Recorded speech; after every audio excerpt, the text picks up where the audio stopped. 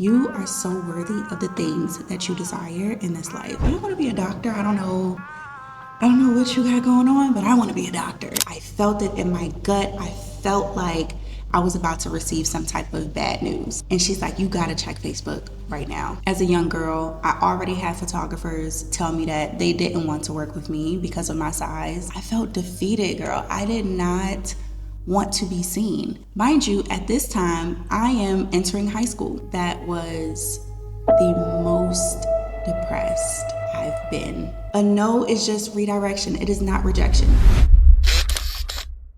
Hi, beautiful girls. Welcome to my very first YouTube video.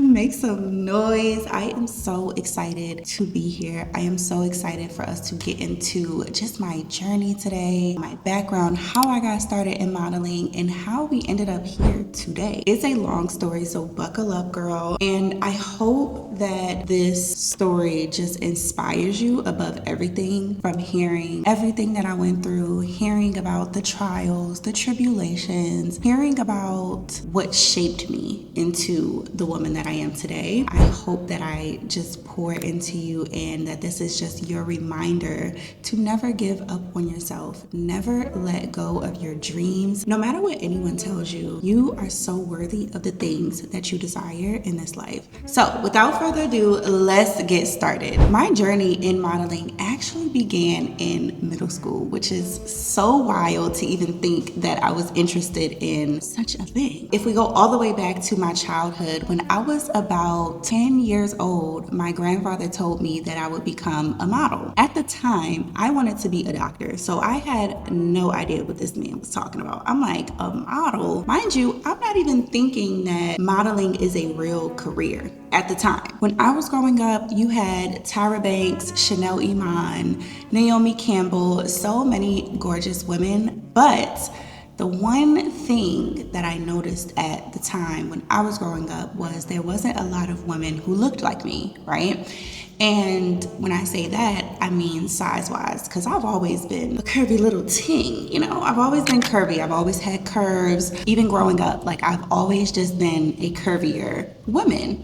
So I've never seen women that look like me on the runway shows, in storefronts. At the time, the major plus size brand was Ashley Stewart. So that just kind of puts things into perspective of what the world looked like when I was growing up. And when my grandfather poured into me and told me that I would be a model, I had no idea what he was talking about, girl. I'm like, I want to be a doctor. I don't know what you got going on, but I want to be a doctor. From there, I began to do more photo shoots. I wanted to get in front of the camera, and I started to really believe that I could be a model.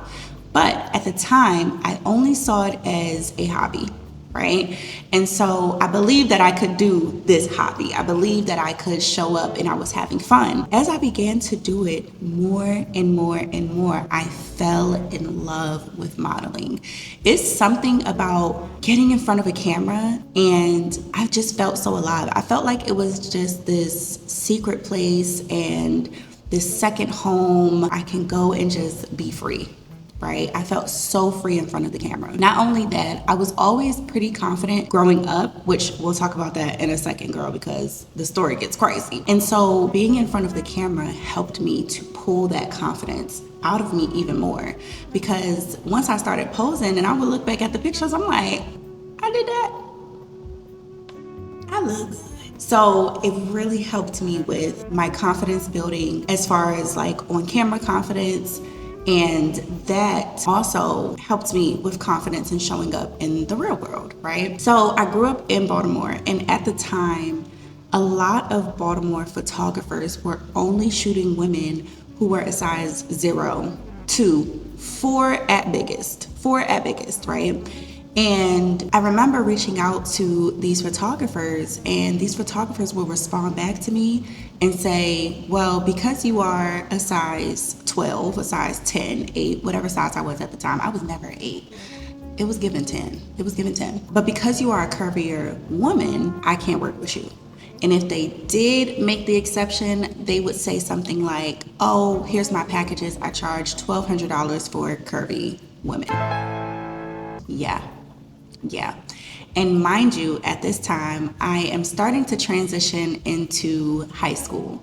So, where am I getting this money in the 8th grade? Where am I getting this money? I don't have that money. Not as an 8th grader. So I remember telling my parents about it and telling them how I found this new passion. My dad actually went out and bought me this red small little camera. I think it was like a Sony. I love that camera. And I would do my own photo shoots. I would do my own hair, I would do my own makeup, I would do my own styling, I would pull inspiration from magazines, and I would put together these lookbooks of how I wanted to dress. Granted, I didn't have the clothes, of course, right? But I wanted to seek and find like a more editorial look or put different pieces together that might photograph well. Y'all, I didn't know what I was doing. I just knew that I had a dream and I wanted to get to where I needed to be. I would scout for different locations where I wanted to shoot. It could be a rocky wall, a brick wall at the time. I just wanted a very cute location, what I thought was cute at the time, right? And I would set my camera up, I would set it on a timer, and I would take my own photos. From there, I knew that I had to market myself, right? All of this is while I am not even in high school yet, by the way. I knew that I had to market myself. So I would put my pictures on Facebook and I would promote myself and I would, let people know that I want to work with them and I'm open to working, open to shooting, open to doing photo shoots. One day, I am in the car with my mom and one of my friends, and I get a call from one of my other friends. And I answer the call, and something told me, y'all, something told me something was not right. I felt it in my gut. I felt like I was about to receive some type of bad news. I answer the phone, and she says, "Hey, what you doing?" I'm like, "Nothing, I'm in the car. Like, what's wrong?" She said, "Have you checked Facebook?" My heart sunk, like my stomach was touching my back. And she's like, "You gotta check Facebook right now." I hang the phone up, I go on Facebook, and one of the girls in Baltimore, she posted my picture to Facebook and said that I would never be a model, said that I was too fat to model, I'm gonna walk the runway all over everyone. That post got over 1,000 likes and comments, which was crazy viral at the time. I want you to think about what 1,000 likes was back in the day. Just as we think about how money, right, how much money was worth back in the day and how much, if I had this amount of money back in 1995, then I would be a millionaire, right? So I want you to do the same thing when it comes to likes and comments on a new social media platform that is just being introduced and people are on it and they're exploring and they find this post of me being cyberbullied. Mind you, if we remember, at the time, there were not a lot of curvy models. So, of course, I was a joke to the world. I was a joke to the world. And I remember scrolling through the comments, and I would even see some people who I thought were my friends in the comments, commenting back, laughing, engaging in this cyberbullying.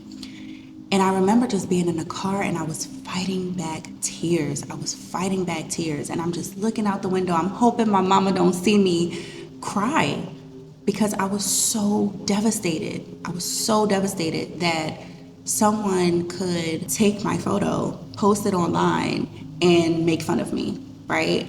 And I remember now, right, and looking back on it, there's this A$AP Rocky interview where he says, like, since when was it lame for someone to be seen trying or for someone to try, right?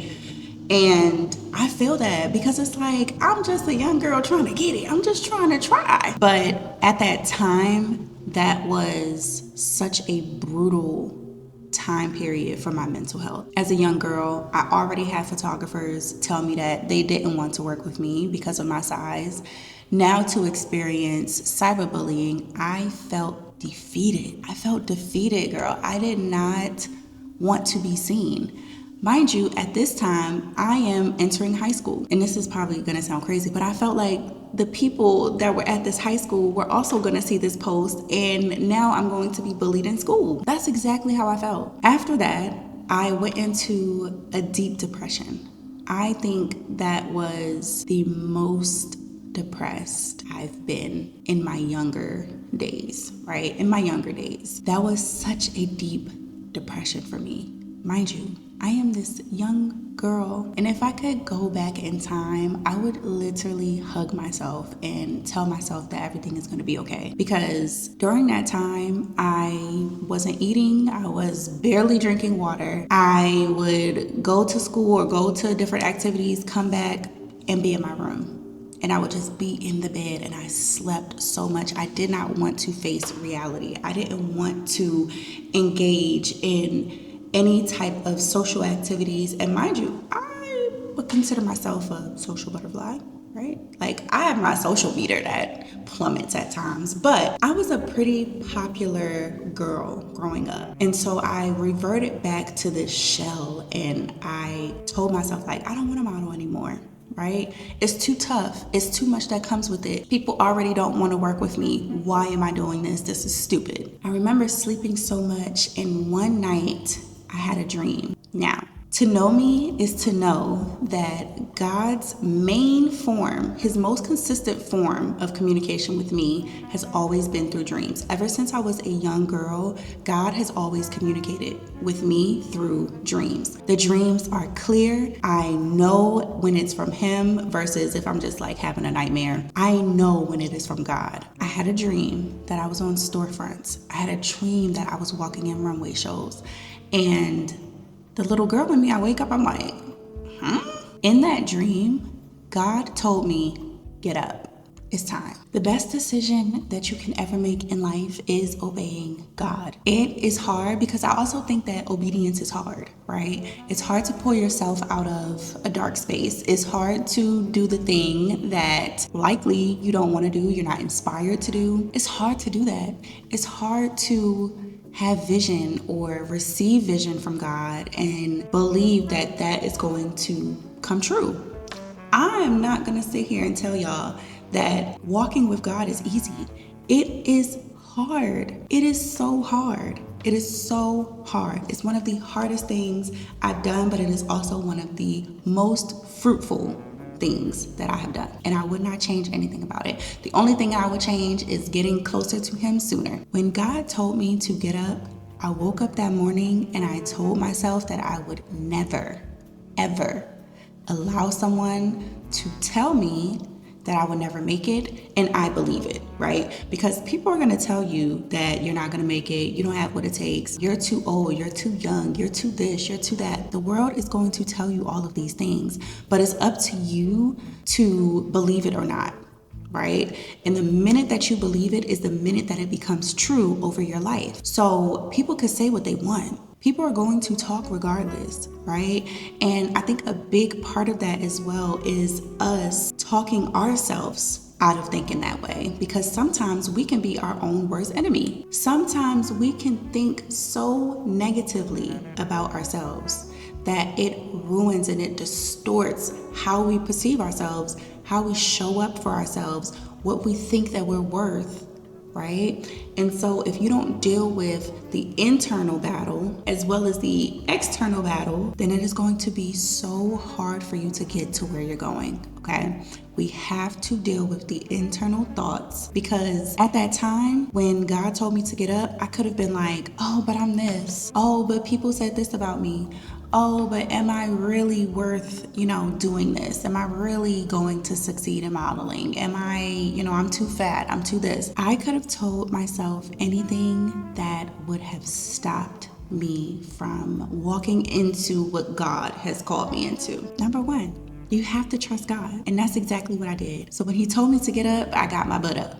I got up. I said, okay, it's go time. I think one thing to also understand is that I had to forgive them. And the reason I had to forgive them, one, is because I didn't want to let any unforgiveness travel with me throughout life. And I also don't think that they knew what they were doing, And on top of that, I'm happy that it happened. It needed to happen. It needed to happen because I needed to develop from that. After that, I'm like, it's go time. It's go time. Like, God told me that I'm going to be in storefronts. Let's go. Let's go. Tunnel vision.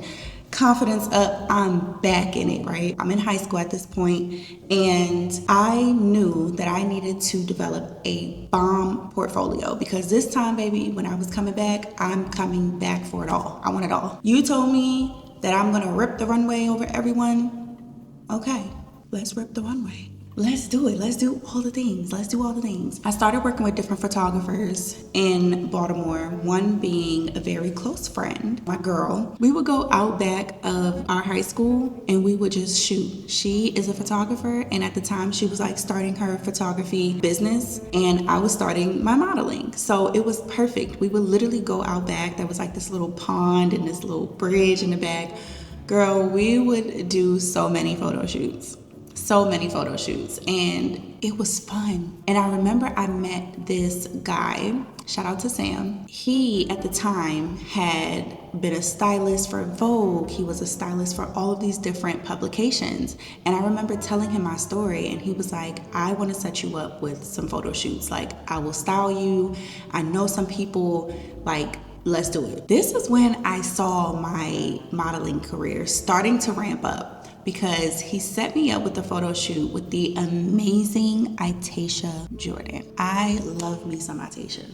I love me some Itasha. So we went to New York, right? And I remember shooting with her. Backtrack, oh my goodness, how did I forget this? There was a period in time, right, when I was getting back into the swing of things. Me and my mom would travel back and forth to New York, from Maryland to New York on a bus, train, you name it. Mainly the bus. We was taking a bus. We took the bus all the time, and it was terrible. It was so terrible. But we would take the bus back and forth from Maryland to New York, from New York to Maryland. And I would show up to these agencies knocking on the door, asking them to sign me. And they would tell me no.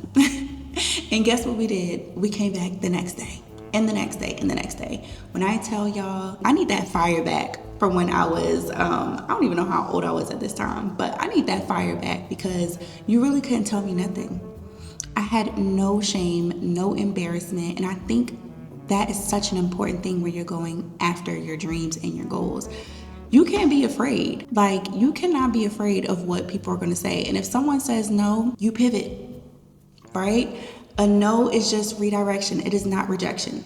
It is not rejection, because I promise you, you don't want anything that is not for you. So if it is a no, consider it a blessing and just continue to shoot for that yes. And that is exactly what I did. Okay, so fast forward. I was traveling to New York, trying to get signed. I met Sam. Sam set me up with Itasha Jordan. We go to New York. We do the photo shoot.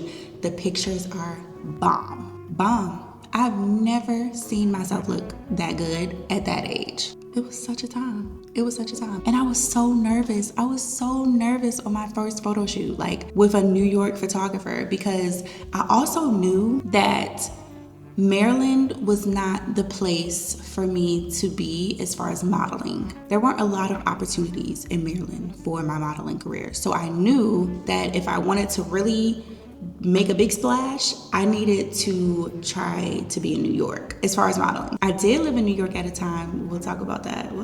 It was fun, but New York is very fast paced, right? So I guess we don't need to talk about it because it's really not much to it. It's so fast paced. That's all I could say. It's such a busy place, but it is like full of opportunities. So we go to New York, do the photo shoot. I was shaking like a stripper on set. And when I say shaking like a stripper, like I was like,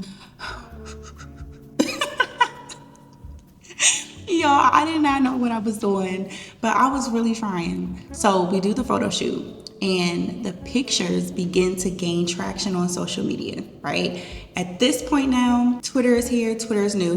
Before it was called X. Twitter is new. Instagram is also up and popping, right? At the time, I had two major goals. Number one, I wanted to be published on Plus Model magazine. In the magazine, on the cover, something. Plus Model magazine was such a huge, and it still is, a huge magazine in the plus size curvy community, right?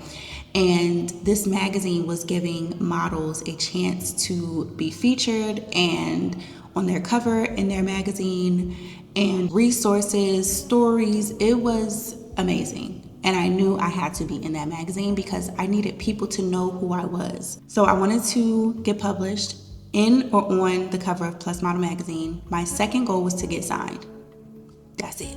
1, 2. 1, 2. And after the photo shoot, the photos started to kind of circulate the internet. People were like, who is this girl? Who is she? And I'm like, it's me. Hello, it's me. But I was still trying to get myself out there. So I remember one night in particular, I got a call from Sam, and Sam is like, Plus Model Magazine is on Twitter. And it's like 9 p.m., mind you, like 9, 10. And I'm like, okay.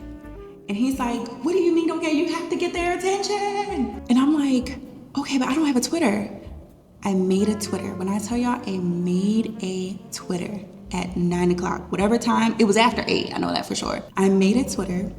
I have no followers, no nothing. And I am just tagging them. I'm like, tagging. Please see me, please notice me. Not please, but I'm like, hi, I'm Haley, I'm a plus model. I'm located here, I would love to work with you. I'm tagging them, I'm flooding their DMs. Like, I am just like relentless in trying to get their attention. I go to sleep. I wake up the next morning. I get a response back from Plus Model Magazine that they want to feature your girl in their next published magazine. Oh my goodness. They wanted to feature me in their next magazine. Do you hear me? I knew that my career was about to take off.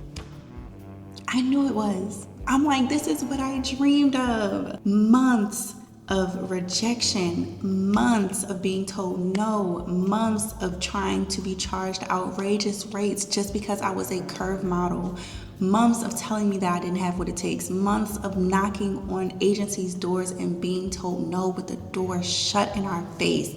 And I finally got this opportunity to model for Plus Model Magazine. It was huge. It was huge. So I go back to New York. We shoot the entire magazine on an iPhone. It was the first time that they had tried that. And I spoke with the editor. Her name is Maddie. I spoke with her after the photo shoot, and she wanted to hear my story. I told her everything. I'm like, this is what happened. And then, I'm bouncing back from cyberbullying right now. I told her my entire story, and she looked at me and she said, I'm gonna get you signed. And I'm like, okay, girl. Like, okay, sounds good. But I had heard no so many times that I really needed to see it to believe it, right? So I was like, oh my gosh, like that would be amazing. Of course I was excited, but deep down inside, I'm like, we'll see. Sure enough, 2 weeks later, she calls me and tells me that an agency wants to sign me. Woo! From there, it was go time.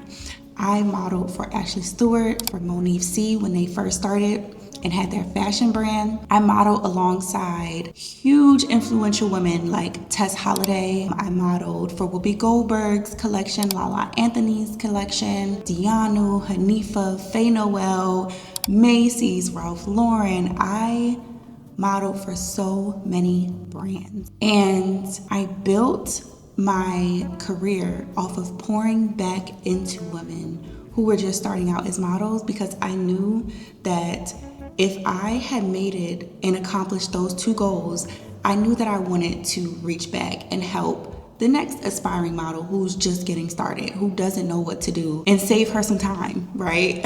And let her know about the industry and let her know the ins and the outs. I wanted to be that person. And so after graduating college, because while I was at college, I was modeling full-time and I was a full-time student. Listen, it's possible.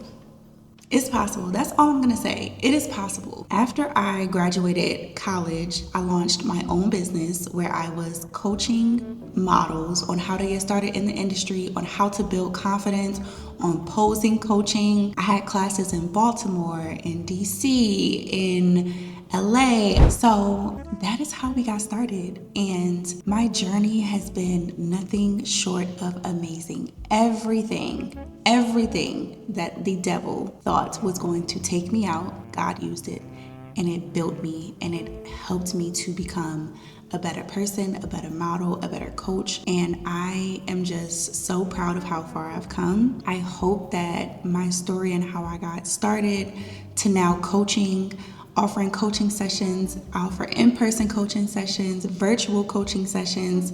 Soon we are going to be launching an online program to help with branding and like social media presence, but also your presence in front of the camera, right?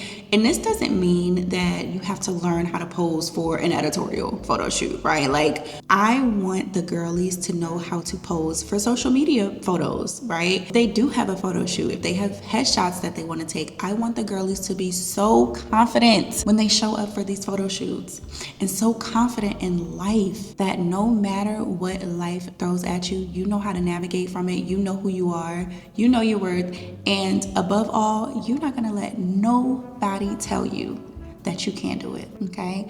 Love y'all so much. I cannot wait to see y'all on the next YouTube channel. Make sure y'all like and subscribe, and I will talk to you soon.